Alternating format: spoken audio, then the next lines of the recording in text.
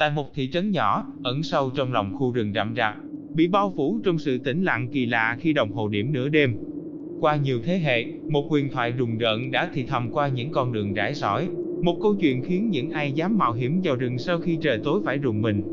Đó là truyền thuyết về lời nguyền của con mèo bóng đêm, một con mèo được cho là đi lang thang trong rừng trong đêm tối. Con mèo không chỉ là một con vật bình thường, đó là điềm báo của sự bất hạnh và sợ hãi.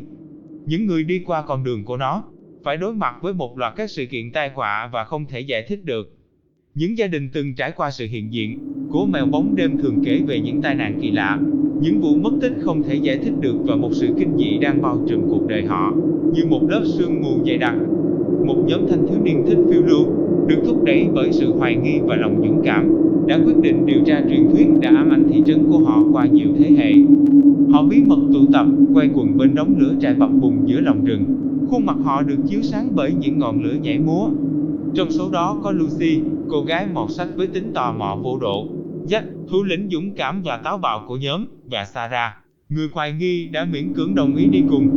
Với tấm bản đồ rách nát trong tay, họ đi theo con đường cây cối tùm mờ ảo được cho là dẫn đến hang ổ của mèo bóng đêm. Khu rừng rậm rạp bao quanh họ, và mặt trăng tạo ra những cái bóng kỳ quái dường như kéo dài ra và biến hình như những ngón tay ma. Khi họ tiến sâu hơn, không khí trở nên băng giá và nặng nề hơn, với sức nặng của những bí mật hàng thế kỷ.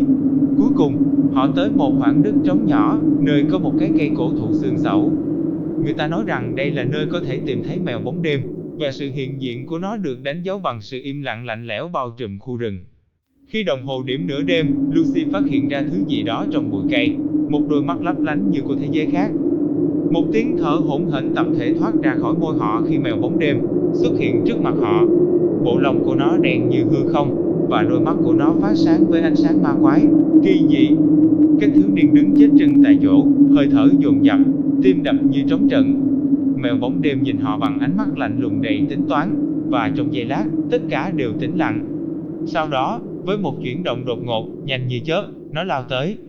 Các thiếu niên tản ra mọi hướng, nỗi kinh hoàng đẩy họ vào bóng tối đen như mực. Lucy, tim đập thình thịch, tình cờ gặp một cái hố ẩn trong rừng, nơi cô ẩn mình sau một tảng đá phủ đầy rêu. Cô quan sát mèo bóng đêm truy đuổi bạn bè mình, sự ác độc của nó thể hiện rõ qua từng bước nhảy thoăn thoắt và tiếng rít đầy đe dọa. Cứ như thể huyền thoại đã sống lại ngay trước mắt cô. Khu rừng vang vọng tiếng la hét, kêu cứu, nhưng không ai có thể thoát khỏi sự truy đuổi không ngừng nghỉ của mèo bóng đêm. Lời nguyền của con mèo bị nguyền rủa đã được hiện thực hóa, và khi màn đêm buông xuống, khu rừng dường như hút lấy chính linh hồn của họ. Khi bình minh ló dạng, khu rừng im lặng một cách kỳ lạ, không có bóng những thiếu niên đã mạo hiểm tiến vào sâu trong rừng. Khi ánh sáng đầu tiên của ngày xuyên qua tán cây rậm rạp, Lucy bước ra khỏi nơi ẩn náu, nước mắt lưng tròng. Cô chỉ có một mình, lời nguyền của mèo bóng đêm đã cướp đi bạn bè của cô mãi mãi. Kể từ ngày đó, thị trấn yên bình không còn như trước nữa. Truyền thuyết về con mèo bóng đêm không còn là một câu chuyện đơn thuần được thì thầm trong bóng tối nữa. Đó là một thực tế đau lòng đã khắc sâu vào cơ cấu của thị trấn. Lời nguyền vẫn tồn tại, và mèo bóng đêm tiếp tục ám ảnh khu rừng, lòng ác độc của nó bất diệt. Những người mạo hiểm vào rừng sau khi trời tối đều lo lắng vì biết rằng con mèo bóng đêm với đôi mắt ma quái đang ẩn nấp trong bóng tối, chờ đợi nạn nhân tiếp theo. Thị trấn đó đã trở thành một thị trấn chìm trong nỗi sợ hãi, và lời nguyền con mèo bóng đêm là cơn ác mộng không ai có thể trốn thoát.